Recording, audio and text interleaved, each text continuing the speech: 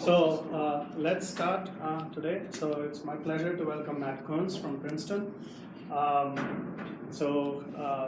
He did his PhD in 2009 from University of Illinois Urbana-Champaign. In 2009. It just took me 1 year. And then he was a postdoc from 2009 to 2011 in Oxford. And then he moved to Princeton in 2011 as an Einstein and a Spitzer postdoctoral fellow.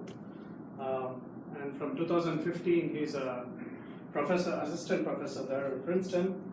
And in 2017, he received the Alfred Sloan Fellowship. He works on a variety of topics, mainly astrophysical plasmas, and particularly in instabilities, turbulence, and transport, and weakly collisional and Fourier-ionized plasmas. So today he'll talk about cosmic magnetism and plasma astrophysics. Okay, thanks so much. I was just thinking about how.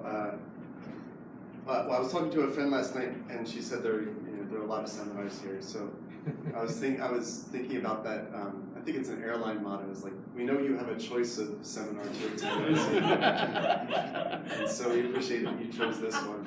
I tell you, this is especially true on Thursdays. Yeah, I know. I don't know how you manage this. It's just the CFA Colloquium and the lunch, and I'm giving a talk after this at the lunch.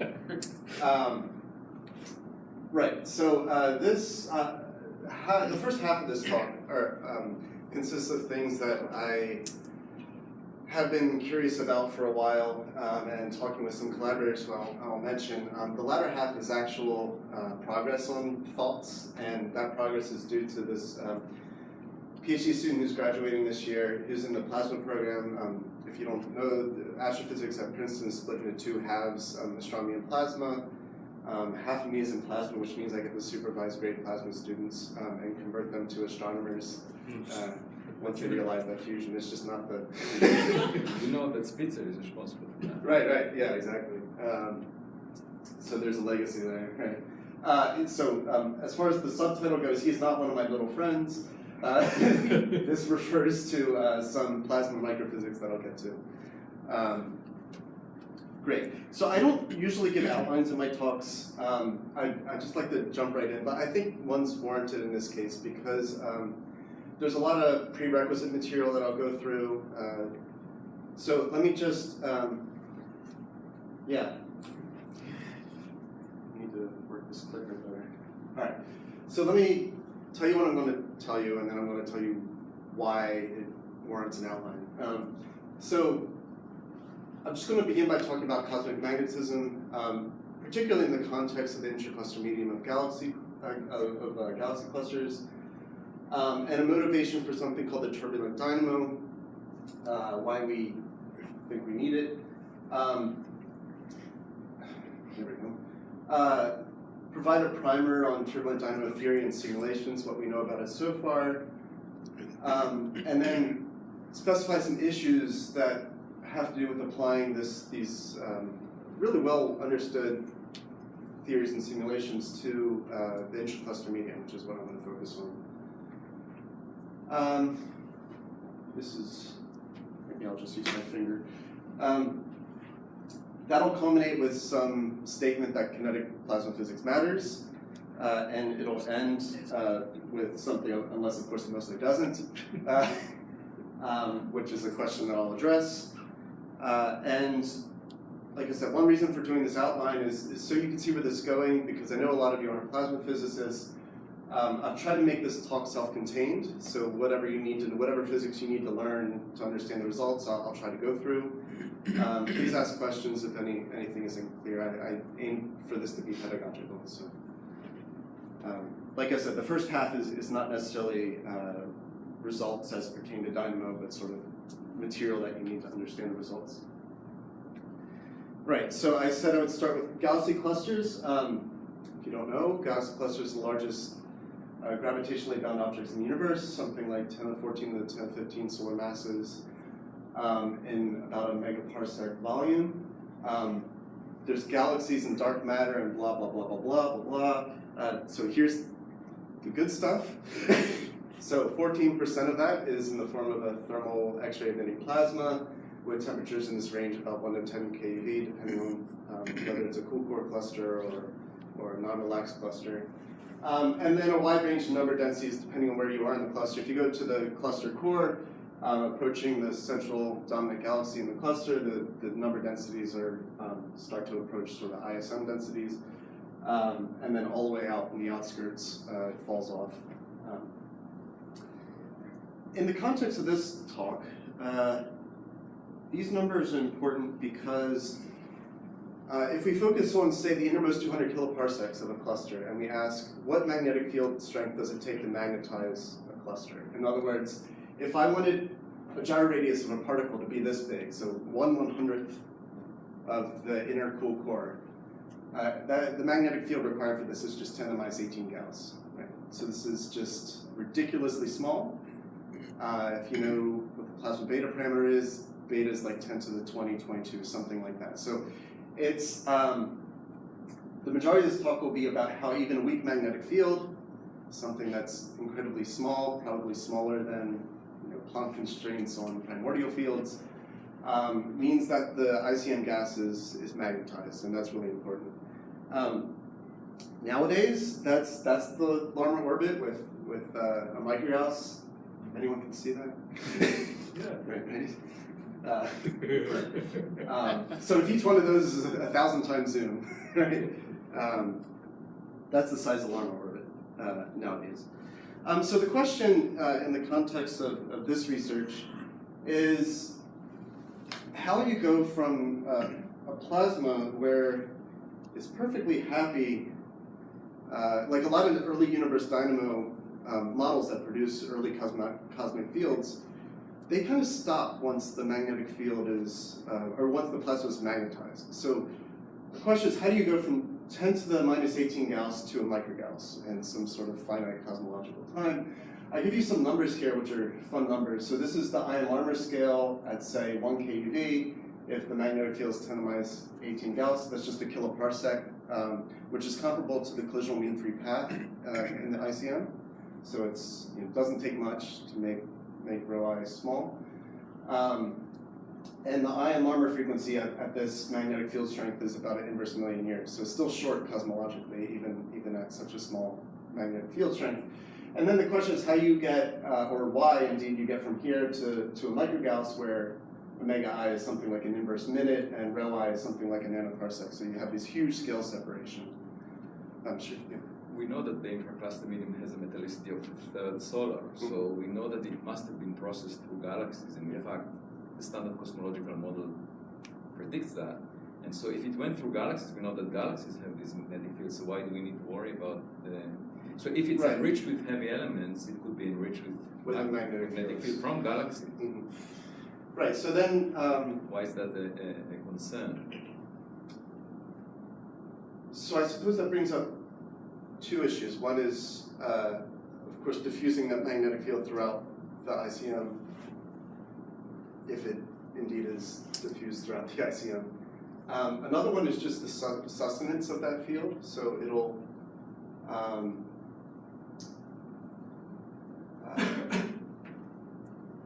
well, sure, okay. I mean, that's a possibility, right? So what he's saying is you dynamo amplify a magnetic field in the galaxy. Exactly. And you, through enrichment, you process that magnetic field into the ICM.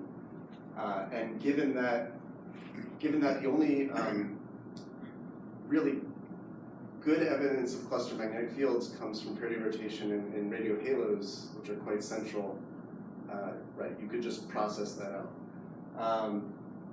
I won't talk about that. But it's worth noting this option. Excuse me. Then can we compare the type of the magnetic field that you are talking about with what Avi said in terms of the correlation lengths? Is this maybe if they are actually very much localized to the galaxy, yeah, sure. the correlation length is just so smaller than when Yeah, you it's have not very small. cosmological? On galaxies, it's 10 kiloparsecs. Yeah, I It's mean not a small field. the reason. So I'll show what little we have on a ICM magnetic field spectrum. one reason why I actually didn't raise this issue is that we don't know what the correlation length of the magnetic field is in sort of the outskirts of galaxy clusters. So it's not really well constrained.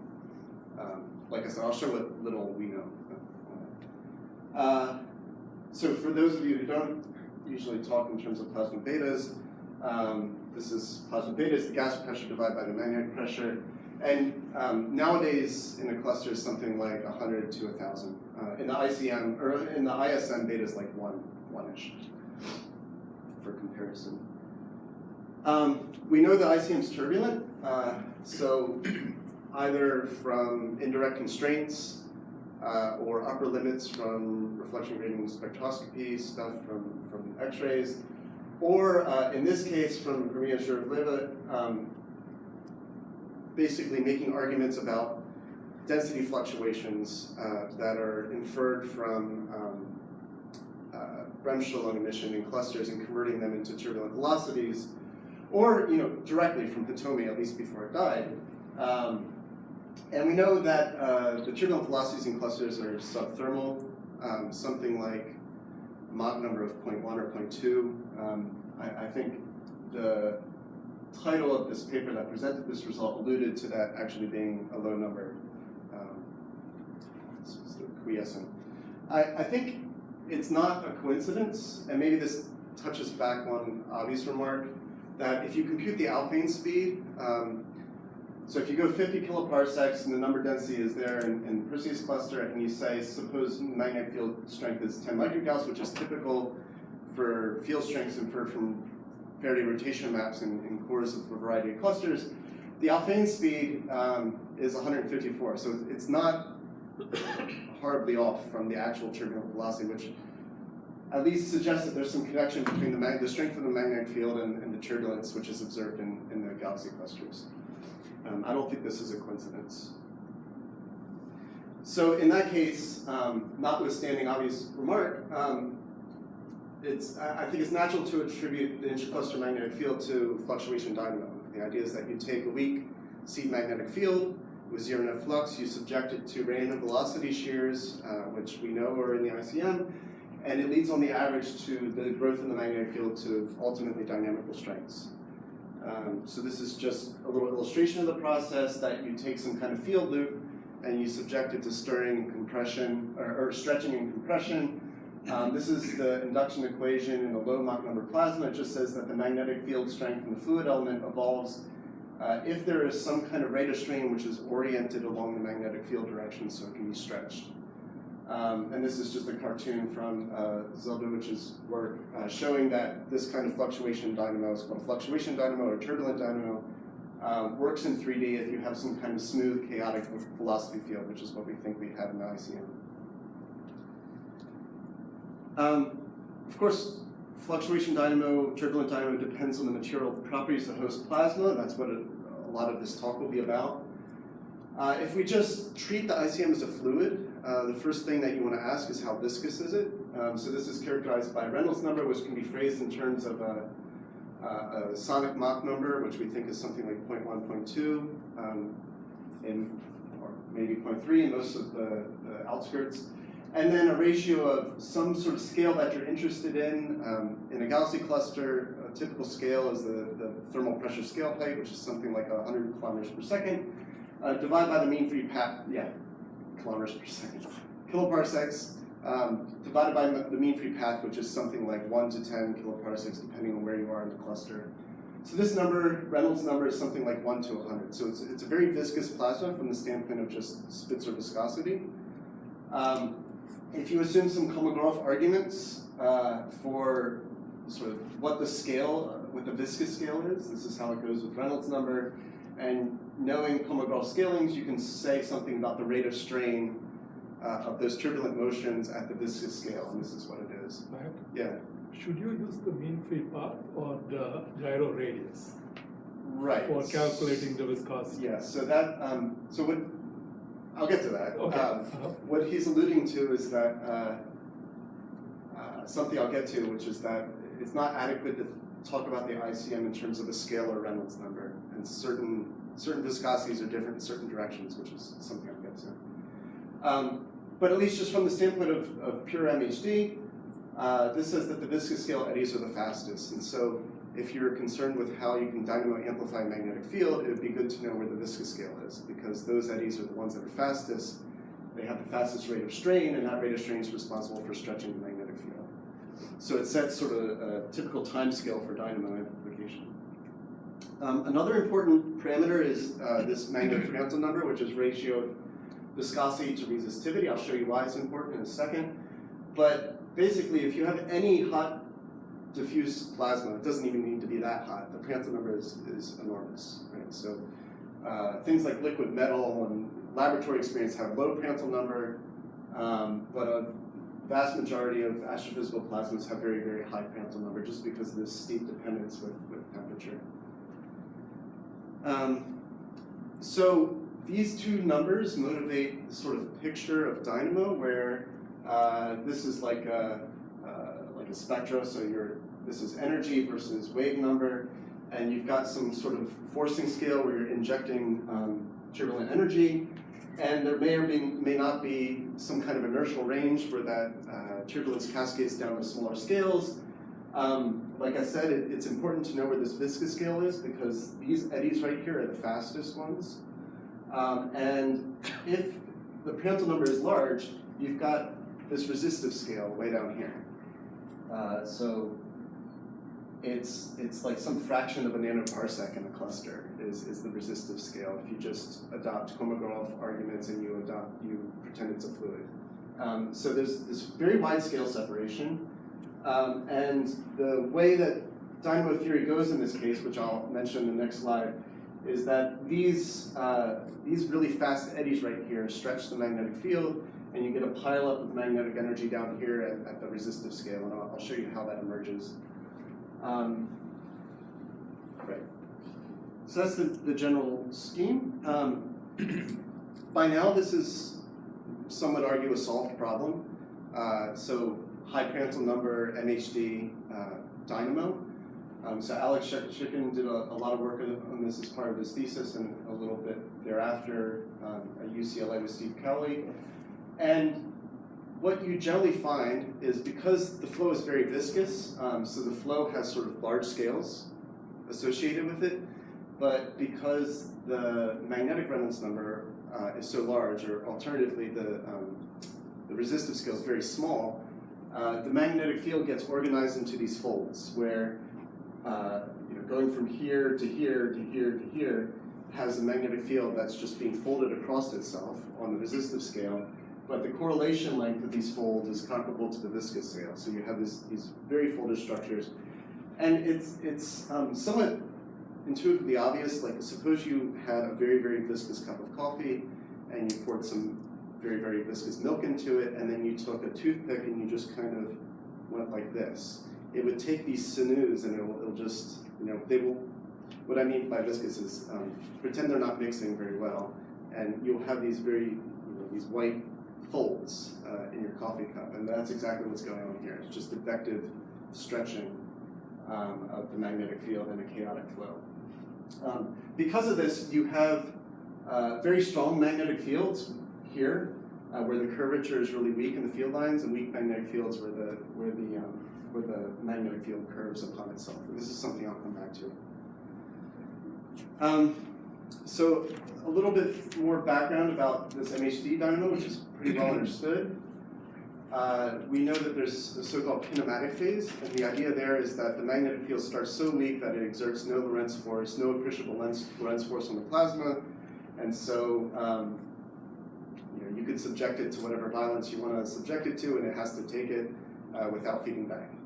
So this is kinematic phase. There's no feedback in the magnetic field on the velocity, and you just get exponential growth. With the growth rate that's comparable to just the rate of strain. How fast are you stretching this magnetic field? Schematically, this is what it looks like in that energy K space. If this is the viscous scale and you're stirring out here, remember the Reynolds number in the ICM, at least the collisional Reynolds number in the ICM is only maybe 10 or something like that. So you don't have a very wide inertial range here, and you're just stirring, and then you produce these folds which have these structures at smaller and smaller scales across themselves. And this just moves down here, down to the resistive scale, and then eventually once it hits the resistive scale, there's a peak, and then this just slowly grows as you stretch and stretch and stretch. Eventually, of course, the Lorentz force is important, and so once B squared here is comparable to the energy of the scales which are doing the actual stirring, the viscous scales, you start to get a Lorentz force feedback on these scales, and so this velocity is not free anymore to move however it wants because there's a dynamical feedback from the magnetic field on it. Ultimately, this moves this way, and then ultimately the B squared associated with this field is comparable to the U squared in the turbulence. So you have some sort of dynamical strength magnetic field. It's not scale by scale.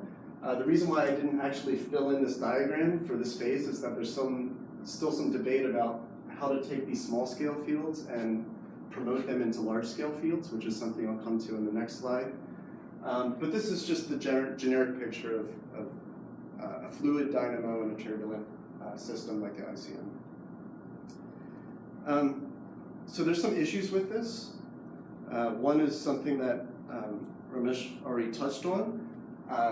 Because I said early on the ICM is really well magnetized even for infinitesimal fields, even for a plasma beta of 10 to the 22, it's magnetized.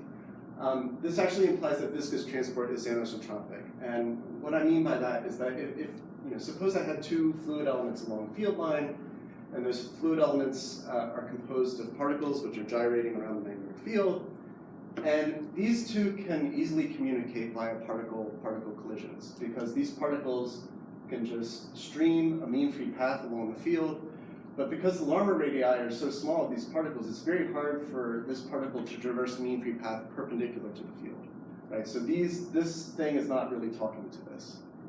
And this comes back to what Ramesh was saying, is that the mean-free path along here might be collisional, but across the field it's not a mean-free path. These particles can't traverse a mean-free path. Instead you have something akin to bone diffusion, where the most that this particle can sort of sample collisionally is just a Larmor scale across the field. So another way of saying that is here, where the parallel Reynolds number, so the sort of viscosity along the magnetic field, is not the same as the one across the field. And while this might be an order unity, by which I mean 1 or 10 or 100, this can be 10 to the 20, whatever you want. It doesn't matter. It's a big number. This is just some relationship between the Princeton number, which I already said, the plasma beta, and sort of mean free path over rho I. So if you take 10 to the 22 and this sort of Spitzer value for collisional transport for magnetic Princeton number, you find that these two are sort of comparable. And the trick is, how do you go from that very high beta to a much lower beta, and you have this rho I shrinking, and the transport gets stiffer and stiffer across the magnetic field as rho I shrinks. Another issue is something that I sort of already alluded to, is that the ICM is not rigorously a fluid, except at the very, very largest scales. You can do some arguments based on some Brzezinski scalings. If you know what that is, fine. If you don't, it doesn't matter. The point is that you can estimate that there are about 1% deviations from local thermodynamic equilibrium. One might not think that's very much. It turns out it's enough to cause havoc. And so I'll talk about some of that havoc that it causes. You mean non-Maxwellian tails? No, I just mean, well, I'll show what I mean, but in this case, it's just different temperatures in different directions. Of the electron? Or the of everything, okay. yeah. So this estimate is based on a comparison of mean free path to some kind of driving scale, and mean free path for ions and electrons is the same, roughly. So this is true regardless of the species. More observationally, again, this is something that came back to what Ami was mentioning, was that the little information we do have about the structure of the magnetic field comes from Faraday rotation maps, and they sort of presented a puzzle to high Princeton number dynamo, where I showed you this picture where the magnetic field peaks at the small scales.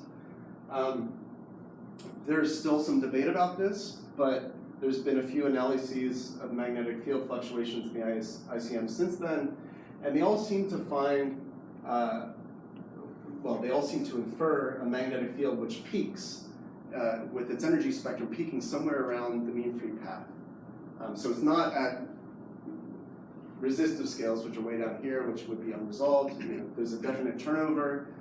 One could question this and what goes into it, but this is all we have, and so there's some kind of turnover, which suggests that if you did have a dynamo, a small-scale dynamo, somehow that small-scale magnetic field has to unwind and make its way up to sort of the fluid scales. And it's not known whether this can be done. Yeah. Can it be done through the inverse cascade? So that's the issue, that there's no consensus on whether it's... If you have helicity, it can happen, right? Can it be a measure of helicity then? I don't see why the ICM would have some kind of volcalicity, but what I'll say is, okay, so what I can say is that if you have a small-scale dynamo with non-helical forcing, having an inverse cascade has not been demonstrated. I don't know why the ICM would have helical forcing, but... Because even if you have primordially some helicity, it can very quickly go to the maximal helical case. This is proven.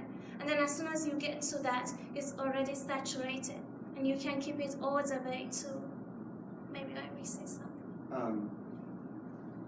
Let's talk later about this. Because I think it's usually the case when somebody says helicity, then you lose half the audience. Let's talk about this later. Right. So, addressing some of these issues, in a weakly collisional magnetized plasma, there's actually a constraint on magnetic field growth. It just comes from something called adiabatic variance, which is what happens when you have some sort of periodic motion, which is fast compared to some sort of slower motion. In this case, this quantity is an invariant. If this means nothing to you, it's really just Lenz's law. And the idea is that if I have a magnetic field here and a particle which is executing Larmor motion about that magnetic field, and I dilute those field lines, the velocity of the particle needs to adjust so that the flux through that orbit is the same. You can think about this actually in terms of angular momentum conservation of a particle. You can think about it in terms of Lenz's law, and sort of there's a change of flux, and so there needs to be a current changing. But it's essentially, you're just preserving the amount of magnetic flux through a particle orbit. But what this means is that if you average this over all particles, and so this is like the thermal energy of the random motions, the energy of the random motions of the particles perpendicular to the magnetic field, that has to adjust anytime you change B. So if you change the magnetic field strength in such a plasma, your distribution function is no longer going to be isotropic because it knows something about the directions perpendicular to the magnetic field through this kind of constraint. And this is important for the following reason. You can't move a plasma differentially without stretching or decompressing B. So in the dynamo, of course, you're changing the magnetic field strength. And if this is consistent with mu conservation, at least in a collisionless plasma, even a dynamically weak magnetic field matters because it's putting this constraint on your system that says that you must depart from local thermodynamic equilibrium if you change the magnetic field strength. It turns out that if you conserve mu under this scenario, it's impossible to grow the magnetic field, and it's just an energetic argument. There's not enough thermal energy to slosh between parallel and perpendicular to allow for field growth. You could just see it from here. Like if I need to grow B by orders of magnitude, how am I going to grow the perpendicular component of the pressure by orders of magnitude? You just don't have that much free energy there to spare. So this implies two things. These invariants must be broken. In an MHD plasma, if you're not used to thinking in this sense, in MHD plasma, this is always broken all over the place. That's why your distribution function stays isotropic. In a weakly collisional plasma or a collisionless plasma, it's instead broken by kinetic instabilities. And these are things that I'll talk about. And that feed off the difference between P perp and P parallel. So in other words, if I have some distribution function and it's slightly elliptical, instead of just circular or spherical. There are kinetic instabilities that leach off of that anisotropy in the distribution. This also implies that there's not really a kinematic phase, in the sense that the magnetic field strength, no matter how weak, will influence the flow. Not through the Lorentz force, but by the fact that the particles know which direction the magnetic field is pointing. And so the transport properties of this plasma know which direction the magnetic field is pointing. So I'll come back to that. Good. So just to return to some actual data instead of just speculation, you can actually put a spacecraft up in the solar wind, count particles. You can make the distribution function of the plasma in the solar wind. And these are some cuts of what it looks like at a half an AU down to 0.3 AU. And if these were just Maxwellian distribution functions, in this plane they would just be circles. So the fact that they're oblate means that sort of the temperature, which just so happens, this oblateness knows something about the local magnetic field direction, which is covered by these lines. The oblateness knows about that field direction, and the temperature, or the width of this gaussian this way, is different than the width of this gaussian this way. And that asymmetry is what's going to drive some instabilities that we'll talk about. The solar wind is nice, because like the ICM and also like certain classes of black hole accretion flows, it's weakly collisional in the sense that the collisional mean free path is an AU. It's pretty big. But the iron armor scale is 10 to the 6 times smaller than that. Just as a reminder for the ICM, mean free path is something like 10 kiloparsecs, or 1 kiloparsec depending on where you are. And the iron armor scale is microscopic compared to that. This is just a visual of the things I've been talking about. So on the left, I have two sort of Maxwellian isotropic distribution functions. And if I reduce the magnetic field, or in the case of Dynamo, if I increase the magnetic field, the distribution function will be distorted by these invariants, and it'll look more like this or more like this. And the issue is that there are thresholds to how big this distortion can be before the system, not because of collisions, but because of instabilities, tries to force you back towards isotropy. And the rest of the talk will be about how these instabilities screw with the dynamo. So these are two instabilities. This is called a fire hose. This is a mirror. As you can see just from here, it just the difference between the pressures along and across the field have to be bigger than something like the magnetic pressure.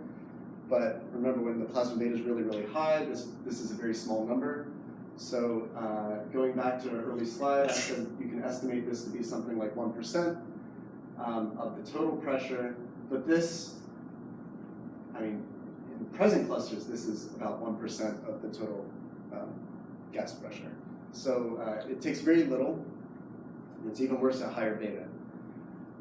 So if you don't know about these instabilities, I'll actually show you them moving and doing their thing.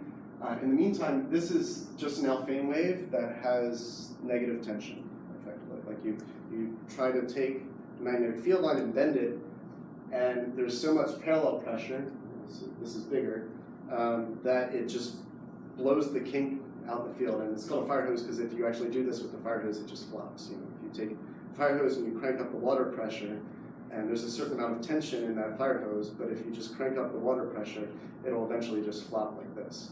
So this is just an Alfvén wave doing that. Mirror instability is a little more complicated, but it basically has to do with trapping particles in bottles, and the fact that you preferentially trap particles which have a lot of energy in this direction, and so they blow out the magnetic field lines. So you trap some particles in here. They've got excess perpendicular energy, so they blow out the field lines, and the more these lines get blown out, the more particles you trap in this bottle, because the potential just keeps on sinking. We know that these instabilities exist, not just theoretically. You can see them in the solar wind, and this is a plot that I'll come back to a few times in the rest of the talk. This is T perp over T parallel, so 1 is just the isotropic Maxwellian plasma, so there's no difference between perpendicular and parallel. This is plasma beta, and the thing to notice is that the data distribution of the solar wind, around 1 AU, knows about these thresholds to these instabilities that I just talked about. And if you take a chunk of wind near those thresholds, you can actually see magnetic field fluctuations characteristic of fire hose fluctuations and mirror fluctuations. So we've measured them, we know they're real. The point is to apply that kind of thinking to a system where you can't put an in situ spacecraft and actually collect particles like a galaxy cluster. I'm going to speed along a little bit. So I'm going to show you what these instabilities look like. To trigger these instabilities, like I said, one easy thing you can do is change the magnetic field strength. If you change the field strength, the distribution function is no longer Maxwellian, and these instabilities can leach off of that free energy. And so what we do is we just put a magnetic field here at the solid lines into a shear flow, which is the red lines. And the shear flow just stretches the magnetic field.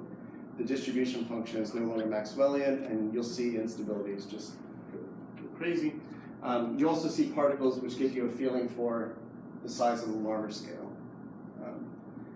And something that you'll see on the left is this particle is being kicked all over the place, as if it were scattering. And what you'll see on the right is some particles just being trapped in magnetic bottles and just bouncing back and forth. And in both of these systems, the pressure isotope has been regulated to that instability threshold.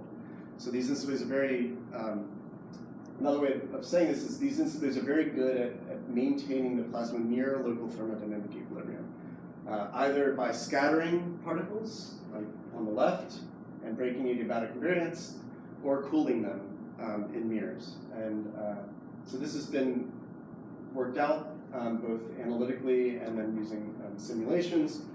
And the rest of the talk is going to be about how these instabilities affect the viscosity of the plasma, which affects the dynamo behavior. So I'll skip that. So this is sort of the architecture of our system. We're injecting energy at large scales. There's not that far to the collisional mean free path, which may or may not be sort of a legitimate mean free path if there's these instabilities and things like that. We have an ion Larmor scale down here. Well, it's down here now, but at some point it's moved this way as we increase the magnetic field. And then there's these instabilities injecting energy down here. And so the question is, well, does the magnetic field do what it does in a fluid? Is there some big extended inertial range because of how these particles screw with the mean free path? How does that inertial range impact the growth of the magnetic field? And that was a huge amount of introductory material. So I'll just pose some of these questions, and then I'll just quickly go through some results. I'll probably skip some details, but I just want you to get appreciation for the physics involved in this kind of system. So one key physical issue is energy acceptance versus magnetization. I can show you this in a slide if you ask later, but it's actually very difficult to stir a collisionless plasma. Anytime you push on a particle, they just free stream and move. You need some sort of viscosity, something to push off of. And a magnetic field helps with that. And so as the plasma gets more and more magnetized, it's actually easier to stir. So that'll be important. So what's the content of an inertial range, if there is one? In other words, what's the effective Reynolds number caused by these instabilities? And then this is sort of tantalizing because this effective Reynolds number, remember, it depends on these instabilities.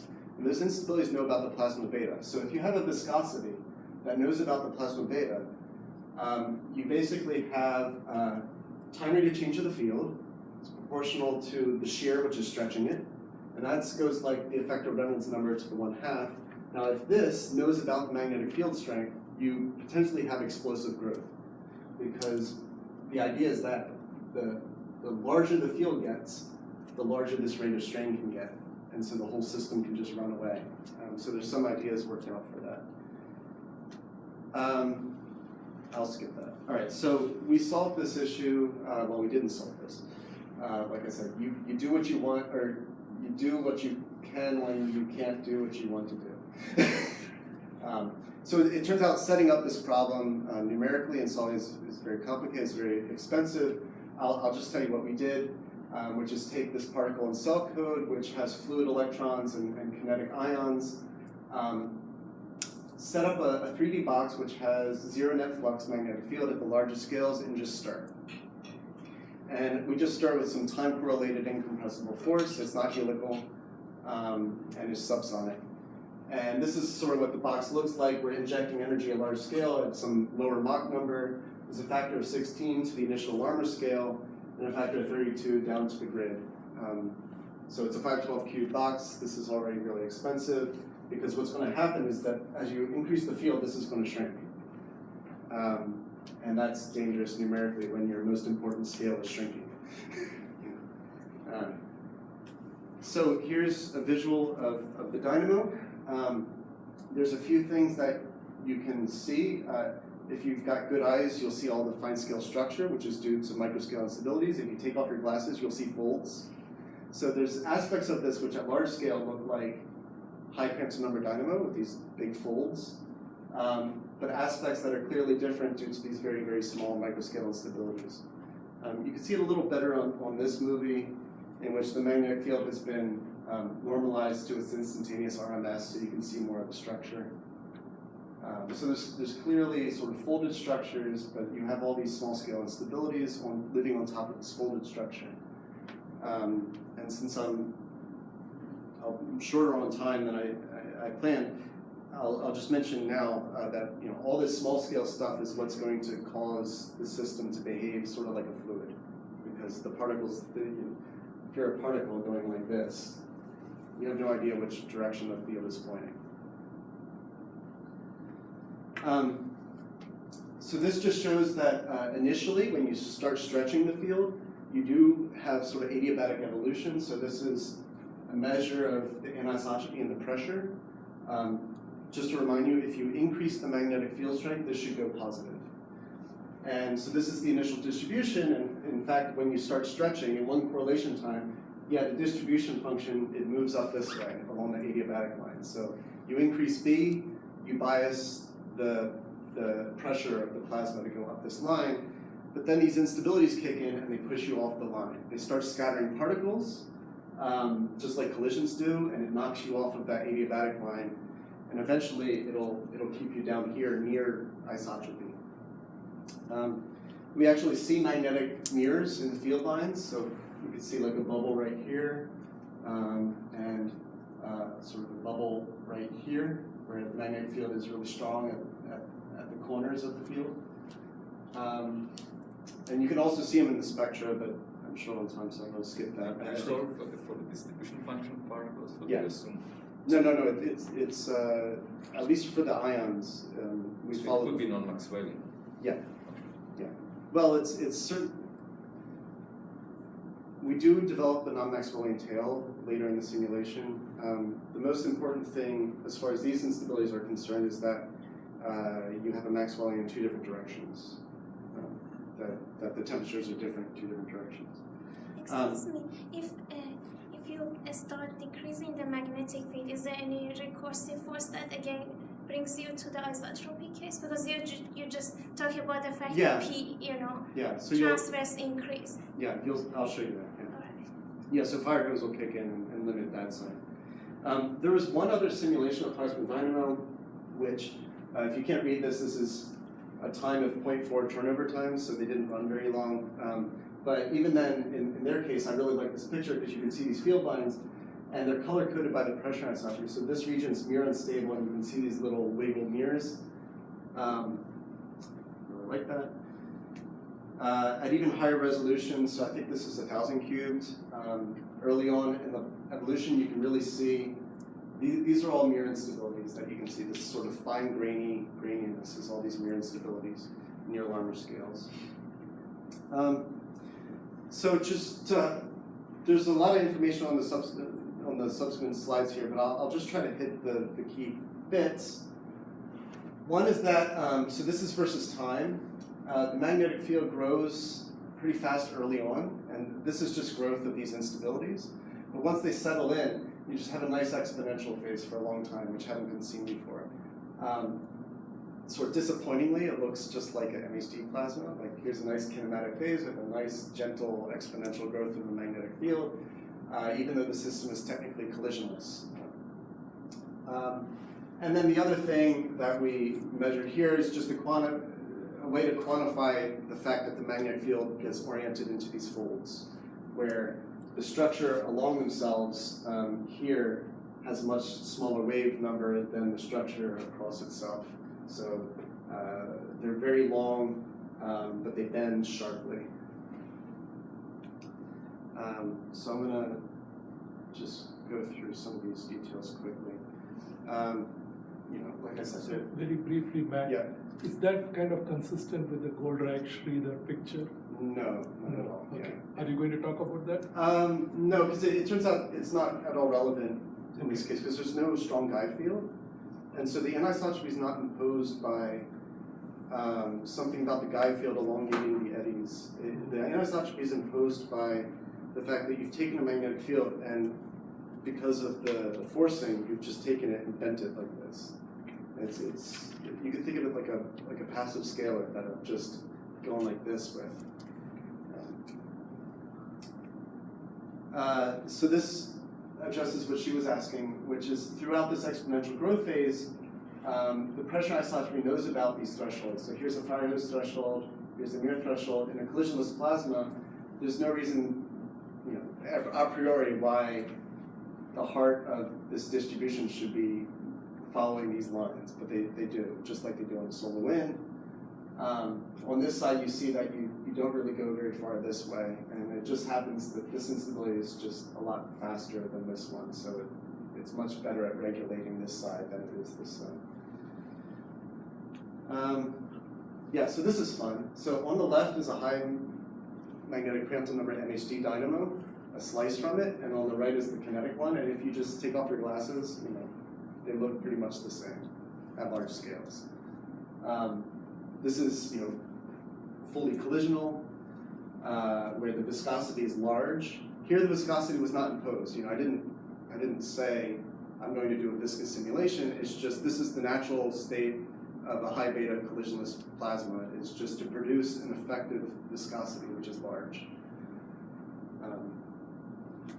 So that's neat. Coming back to something that Ramesh mentioned is that this viscosity is different in different directions. So if I just ask what's the rate of strain, so grad u squared, it's way up here. If I ask what component of that is oriented along the magnetic field, it's way down here. So in other words, if I just had a MHD plasma with isotropic viscosity, there should be no difference between this and this. But in the system, because it's magnetized and the viscosity is anisotropic, it knows about the field direction, certain shears in the plasma are suppressed relative to other shears. So this is just demonstrating that. I'll come back to this in a second. This is just, you see a Kazantsev spectrum similar to what I was talking about before. This is another run that we did that actually saturated. So again, at early times, I'll just play it again. At early times, you see the production of these instabilities, and then at later times, this folded structure. And in this simulation, the magnetic field grew to dynamical levels and saturated. And so I'll just say a few words about that and then wrap up. Right, so this is the magnetic energy versus time, and it comes up here and it approaches the kinetic energy and just saturates with p squared going like u squared. We actually followed particles and measured the collisionality of this plasma.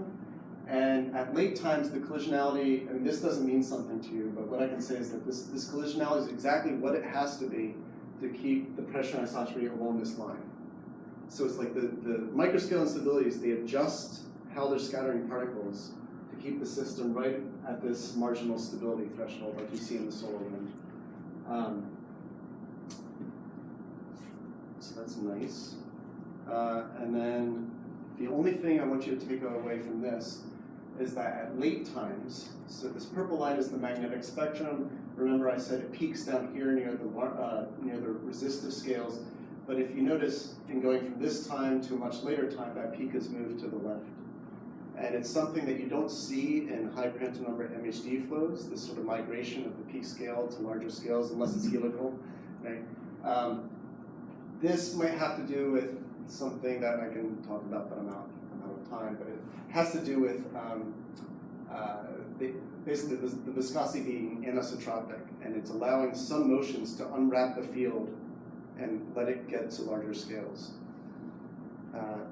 So I'm going to skip this, and then I'll just mention this before the conclusions, which is that we've been doing identical runs with Brzezinski MHD. So if you don't know what Brzezinski MHD is, it's a fluid model that incorporates this pressure anisotropy. So we took a hint from the kinetic simulation, which showed that the parallel Reynolds number is order 1, but the perpendicular Reynolds number is large, and we fed that into a Brzezinski model and ran that. And then also took a look at the power spectra, and you get, in terms of the statistics of the field, I'm not showing them, but in terms of the statistics of the fields and the power spectra and things like this, it looks very much like just the kinetic calculation. And the only thing that I want to point out here is something important for cluster observations, actually, as they mature. This is the kinetic energy spectrum. So we drive here. There's a nice k to the minus 5/3. Sorry, well this is 7. This is a typo. It's 5/3 cascade. I was getting confused. Okay. Yeah. Okay, 5/3. Good. Well, look at that. Yeah. In a molecular cloud, it's like nowhere near Kolmogorov, but everyone says it's Kolmogorov anyway because it's a power. Right. So it goes like this, and while this suggests, if you're a sort of ICM practitioner and you want to know what kind of Reynolds number to put in your codes, the fact that you see this big inertial range here suggests that, oh, the Reynolds number must be really large, the viscosity must be really low, so you have this big dynamical range. That's actually not true. The viscous scale, the parallel viscous scale is right here. And you see this big drop right there? So all of this, these are the motions that are stretching the field.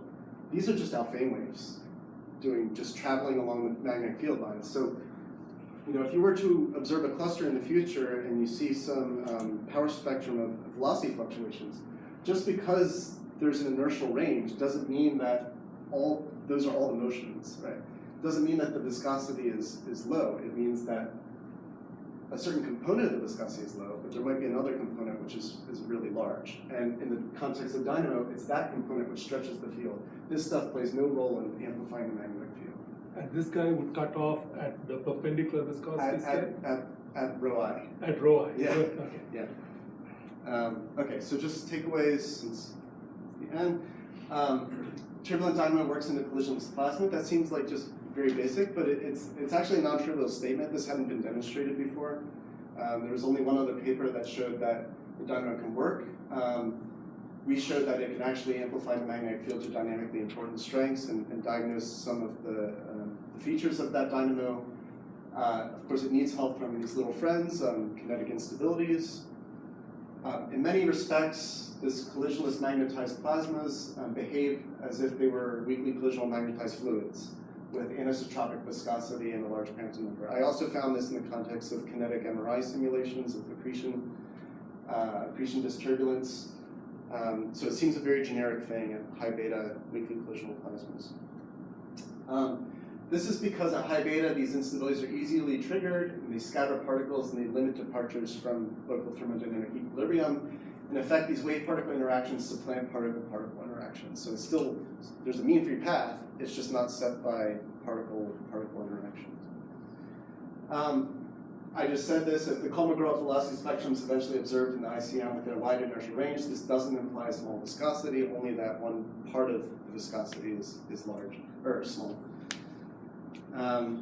We still understand several things. Jimmy has a year left before he graduates.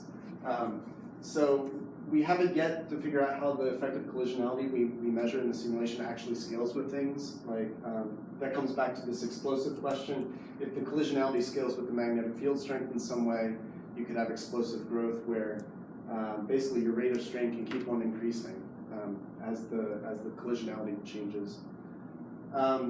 And then this is the cluster relevant question, is we seem to have a magnetic spectrum that does get away from the resistive scales and moves towards the larger scales.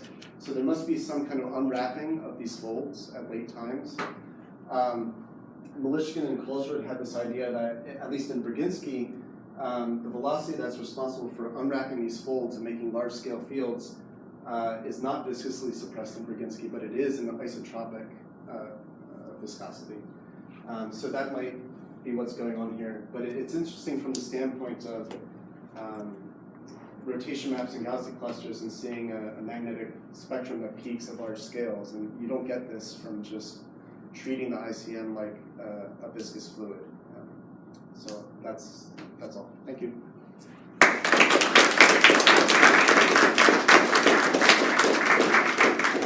Sorry I went over time.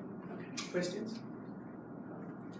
So it's very interesting, and I was just wondering if there is a shortcut that one can introduce from thermodynamics, because it seems like the plasma somehow goes to it.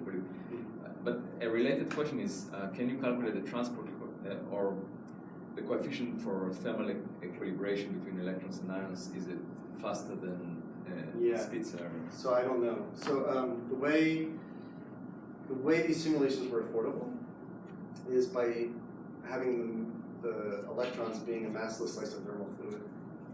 So it's a quasi-neutral system where the electrons are MHD fluid with no inertia and zero thermodynamics. And so there's no feedback. I suppose what you could do is you could compute how much resistive dissipation there was, and you could assume maybe this would be on electron scales. And so you could measure how much energy went into the electrons versus how much energy went to the ions, which you can calculate exactly. But they're not talking to each other, so I don't know what this really tells you. So do you think there is a shortcut, thermodynamic shortcut, that one can sort of describe this system in a way that is just like statistical physics? It's not solving the equations of motion of every particle. Yeah, right? I hope so. But not for the equilibration. Not for the equilibration. For that Each species you might be able to do it. Yeah, because there's actually ion temperature minus electron temperature is not a free energy source for any instabilities we know of. So it's not. If you want to approach thermodynamic equilibrium some way, you need some non-collisional route to go there, like an instability. But we don't know instabilities that feed off the difference in Ti and Tb and I. So I don't know.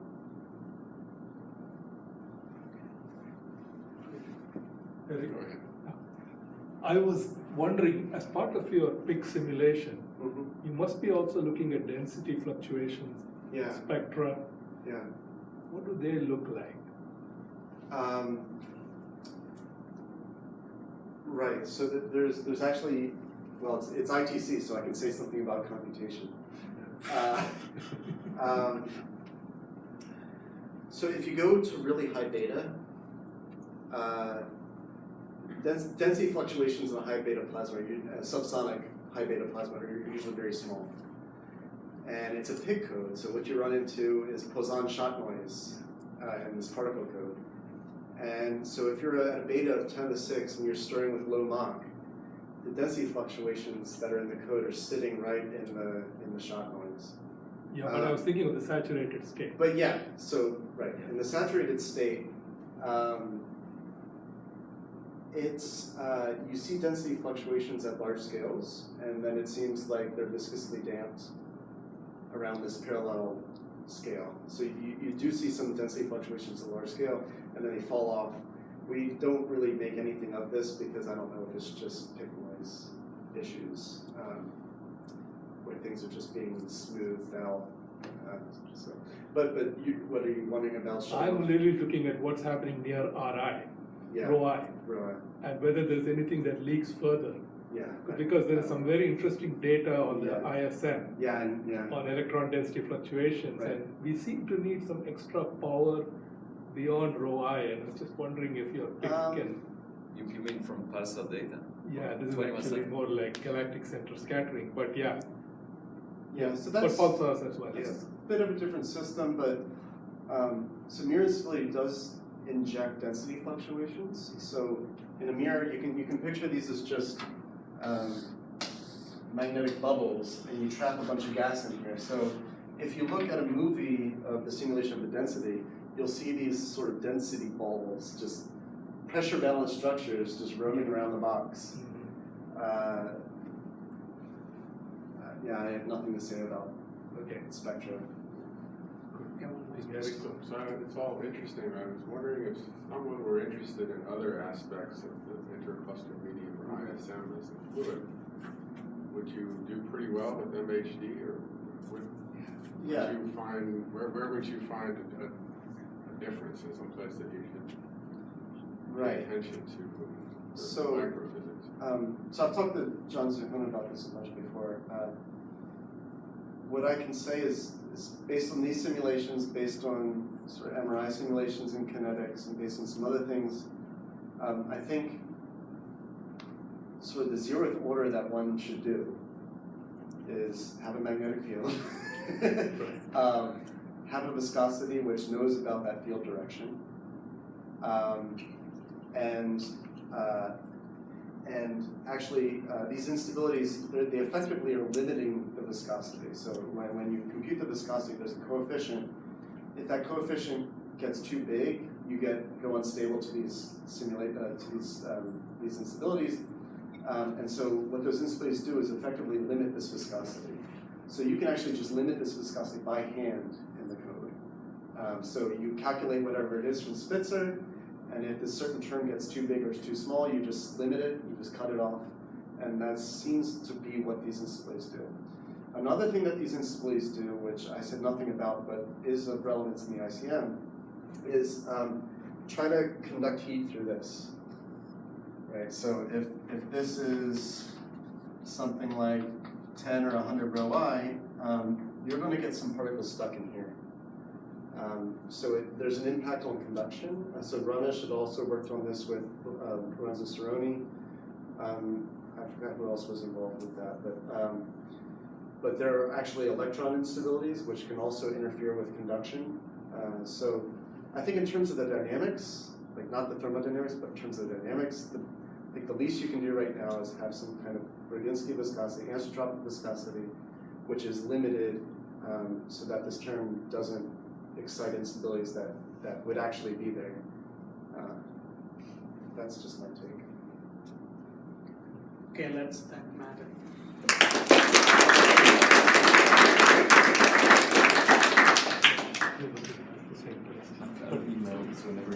Okay, good, thanks. Matt, I think Eric's question, which is what I wanted to also ask, is none of this Brzezinski and all that.